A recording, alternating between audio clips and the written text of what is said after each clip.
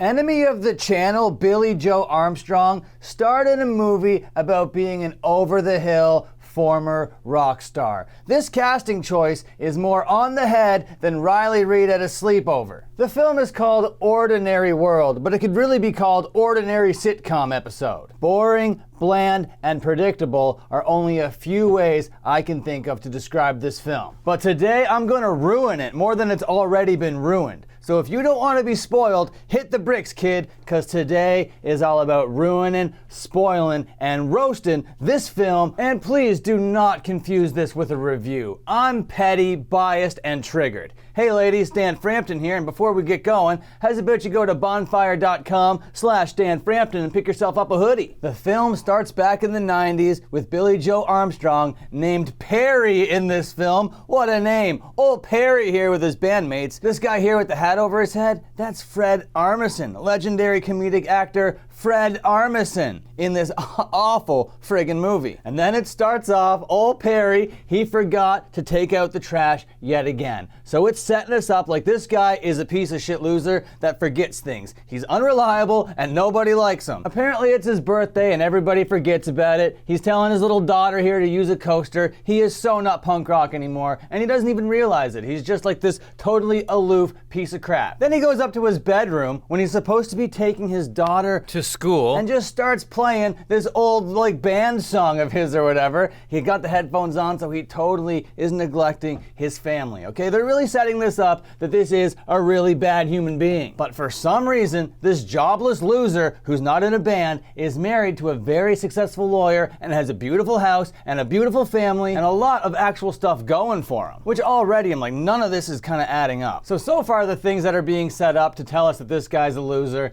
is the garbage wasn't being put out. There's gonna be this coaster thread that goes all the way through this film. The coaster is gonna become very representative of like growing up as a whole. What a metaphor, the coaster, very inspired. So here he is walking his daughter to school and apparently it's career day and she doesn't know what to tell the class about what the dad does. What does the dad do? And the dad's like, how's about you just let me be in a band in this fantasy land of yours? And one other thing I forgot to mention, his daughter here has like a recital this evening, a talent show where she's gonna be playing a guitar, okay? And it's up to Billie Joe Armstrong here, old Perry, to pick up that guitar. So do you see how all this is being laid out so predictably? It's like pulling teeth. You just want the next plot point to happen because you can smell it from a mile away. Then he goes to the guitar shop to pick up the guitar and he eyes this really expensive guitar on the wall and the guy who's like smoking the cigarette here is all like, you can't have that guitar unless you bring me your old guitar from your band days and we do a little swipsy swapsy, but otherwise you're not getting this guitar. Until then, you're gonna get this crappy acoustic guitar with a decal on it. Can you imagine what happens to all this? Very predictable storyline. So here he is playing that guitar. There's like I said, this dinosaur cartoon character on it. And then he goes to work. Our guy, Perry, works at a fucking hardware store with his brother. This is his brother, and everybody's forgetting about his birthday, and he doesn't know what, like, marble is. He doesn't know what ammonium is. He doesn't know what soap is. Goddamn, this guy doesn't even know what a hardware store is, but apparently it was left to these brothers by the dad because the dad died and then gave these guys equal share in this fucking business or whatever. Well, there's gonna be developments in this part, for sure, but not character development. Definitely not character development. This film does not do character development. You stay in one spot at the beginning of the film, and by the end of the film, you're in the same spot, which is why I kind of consider this just an overextended sitcom episode. So anyway, the brother's like, okay, how about you just take it off for a day, Perry? You came in late, you're obviously frazzled, have a couple bucks, and then he gets those couple bucks and goes to this hotel. And here he runs into an old flame of his, like they knew each other back in the day or whatever, and Perry wants to do something exciting, so old Rupert over here at the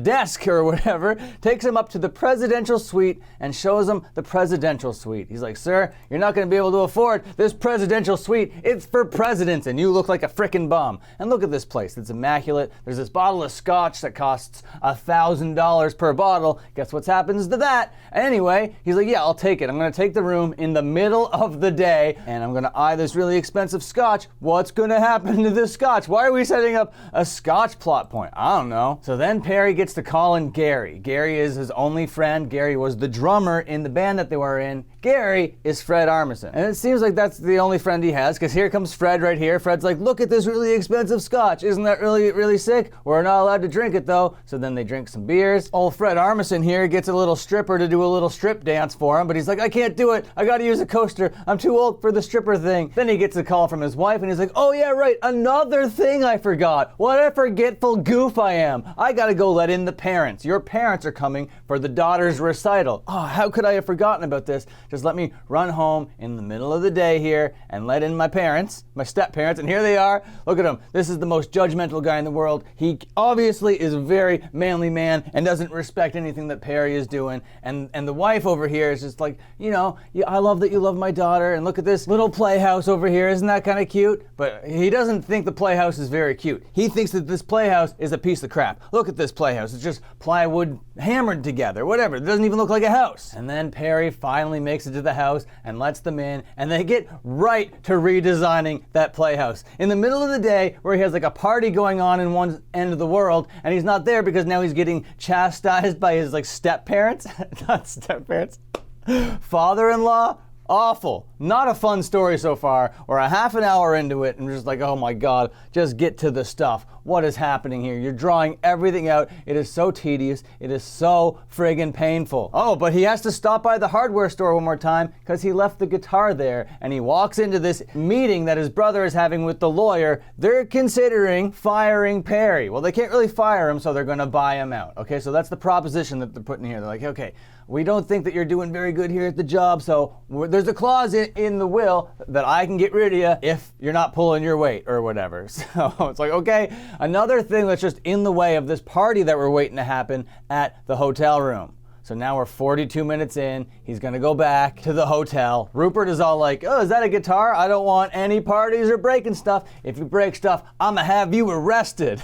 It's like, okay, true. Don't need to worry about that because I don't think anybody's up there at my hotel. Uh-oh, it looks like Fred Armisen invited the whole world. Even the army is there. But this is just all too much. Oh my God, I'm gonna go take a nap in the middle of the day while this party rages on outside, and I can't do it. I'm a big old man and I can't do the party thing anymore. I can't go crazy. And in this frame here, this is the old flame, okay? And we learn that they were together back in the music days, and we also learn that she is Joan Jett's official manager, okay? Joan Jett was in this film like a couple scenes ago or whatever, and we actually met Joan Jett, the actual Joan Jett. And we're still gonna sulk over here. We're gonna have a big old cry fest, get consoled by this lady, and this lady's gonna be all kissy and rubby and cuddly and stuff. And Billie Joe's like, hey, yo, I'm a married guy, but I won't make a love to you, but I will play you a song. So he pulls out that guitar, that one that he's got for his daughter, gets a little massage first, I guess, avoids the kissy cuddles, and just rocks out this new jam. He has this new Green Day song that he wants to show her, and she's all like, oh, swoon, swoon, swoon. I gotta show this to Joan Jett. Here, have a couple tickets. That's this manila envelope here, full of tickets, full of backstage passes for the Joan Jett concert. Guess what? We're not gonna see that Joan Jett concert. Because, you know, that ultimatum at the end is gonna be there where he's gonna be pulled in two directions. Are you gonna go to the old rock star world, or are you gonna go back to the family where it really matters? Oh, character development. So he wakes up from his nap, he goes back into the presidential suite, and his old band is set up playing, and they have a new singer. Apparently, this Perry guy just left the band when he had a kid back in the day, and they apparently just kept on keeping on without him, and he didn't know somehow. What? None of that makes any sense, but Fred Armisen on the drums, just rocking out, good times. This is where Perry smashes his daughter's guitar to prove that he's still rock and roll. Then we cut back to the daughter getting ready to go to the recital. I need my guitar, but I can't do it because I just have my dad's old guitar here, and where is he? We can't hear from him. Oh wait, he's in the middle of being arrested because he had a party in the presidential suite. Oh, so now we're building tension. Oh, he's arrested. Is he gonna make it? Oh, what's gonna happen? Oh, it turns out he knew the cop. The cop is just the dad of one of the kids at the school or whatever, and he gets bailed out pretty easily, pretty quickly, if I do say so myself. And that whole subplot is tied up really quick to get him back, of course, to the recital here. And here she is, just rocking out this one song. But she's mad later on in the night because you weren't there. It took you forever to get there, and then when you got there, I didn't even get my guitar, you friggin' idiot. They make up, and now he has to go make up with his wife, who's now outside in front of this playhouse that now looks amazing, that now actually looks like a house. It's so beautiful. Oh, there's so much tension. You're so mad at me. I screwed up so bad. And then he sits in the doghouse for a little bit. He's like, oh, I'm so sad. I ruined everything. I'm such a loser. Now, yeah, you were a loser an hour and a half ago, and you're still a loser now. And here are these dads, and the cop guy back here that saved him earlier is now inviting him in to the dad group. And that's another big plot point here that like solidifies his choice into the family world, because now he's going to be part of a dad group that gets together and plays poker. That's your life now, Perry. Get used to it, pal. Oh, and guess what? He makes up with his wife in the next scene. Perry goes inside. The dad is all like, just go up and pretend to take your pillow and she's gonna forgive you right away because you're such a sweetheart. He tries it, but she calls him out on it and just hands him the pillow. He goes down, he's sleeping on the couch. She comes down, she's all like, let's just have a little cuddle over here. Then they get to banging. But of course, we don't get to see the banging because this is a sitcom after all. But there's still one little through line, not all tied up. What about that guitar? We need that guitar. What's gonna happen? You know it, he's trading in his old Green Day guitar for the sake of conversation for that really expensive one at the guitar store. So he goes and he gets his daughter that thing, roll credits, end of movie. And I gotta say that Billie Joe Armstrong was not acting up a storm in this film. He didn't have to stretch too far from what he just actually is in real life. This is just a midlife crisis story told as uninspired as possible. It's gonna take a miracle for Billie Joe Armstrong to redeem himself in my eyes. And until then, you're gonna be forever an enemy of the channel, Mr. Billie Joe. But you, the audience, if you enjoyed this video, please like, comment, and subscribe. Ring the bell if you're cool as hell. And until my next upload, you can watch another upload.